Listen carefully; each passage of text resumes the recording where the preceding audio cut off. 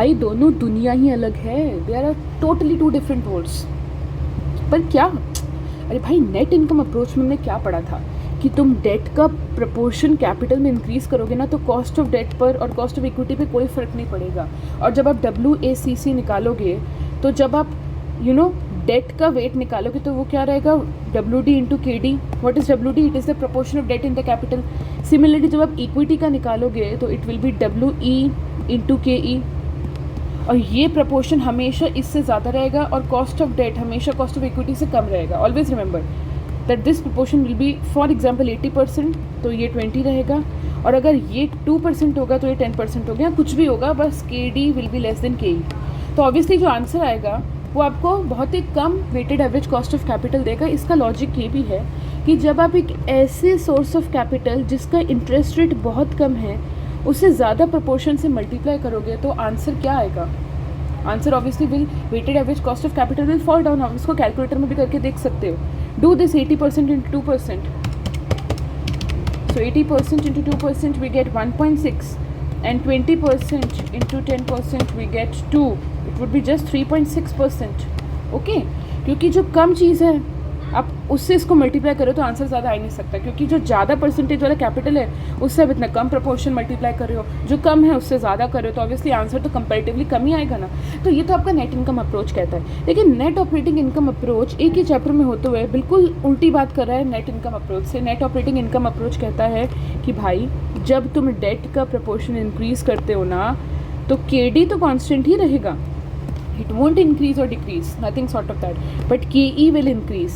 क्यों? क्योंकि इस अप्रोच में थोड़ा सा शेयर होल्डर्स में दिमाग आ गया कि जब डेट इंक्रीज होती है ना तो फाइनेंशियल रिस्क इंक्रीज होता है, तो भाई हमें अपना एक्सपेक्टेशन बढ़ाना पड़ेगा। Okay, so net operating income approach finally बात कर देता है प्रैक्टिकल थोड़ी सी कि जब डेट किसी भी कैपिटल में डेट का प्रपोर्शन बढ़ता है तो KD तो पता नहीं लेकिन KE तो बढ़ के रहेगा। अब आप सोचो जब जब डेट बढ़ा है WACC गिरा है, आपने नेट इनकम अप्रोच में पढ़ा, लेकिन नेट ऑपरेटिंग इनकम में डेट तो बढ़ा है तो WACC भी गिरा होगा, लेकिन क्योंकि साथ साथ इक्विटी इंक्रीज हो गया ना तो WACC फिर बढ़ गया होगा। मतलब क्या हो रहा है ना, नेट ऑपरेटिंग इनकम में डेट के बढ़ने से कहीं ना कहीं कॉस्ट कम हुआ ही था कि सामने से इक्विटी शेयर होल्डर्स अपना कॉस्ट ऑफ इक्विटी को इंक्रीज करके ले आए तो बेचारा वापस कॉस्ट इंक्रीज हो गया। तो एवरेज में देखा जाए तो नील इफेक्ट हुआ, यानी कि नेट ऑपरेटिंग इनकम अप्रोच के केस में WACC रिमेन्स कांस्टेंट। अगर आप ऐसे समझ के पढ़ेंगे ना, so these theories, these capital structure theories, be it net income approach और net operating income approach, they will not confuse you. Remember the fact, net income approach में डेट का प्रपोर्शन कैपिटल में इंक्रीज हुआ लेकिन cost of debt और cost of equity में कोई फर्क नहीं पड़ा, तो WACC will fall.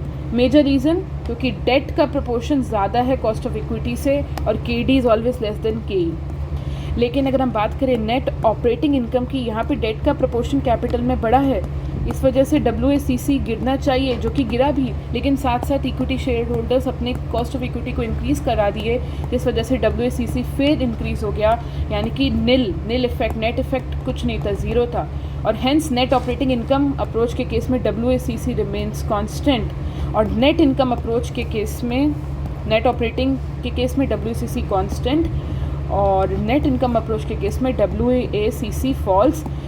Major reason why it is constant is that कि डेट इंक्रीज़ हुआ, कॉस्ट गिरा था, लेकिन साथ ही कॉस्ट ऑफ इक्विटी भी इंक्रीज़ हो गया तो कॉस्ट फिर बढ़ गया, नील इफेक्ट कुछ नहीं आया। लेकिन नेट इनकम अप्रोच में डेट के बढ़ने से ना तो KD को फ़र्क पड़ा ना KE को। I hope the things are very clear and you got a very good and a very clear difference between what is net income approach and what is net operating income approach.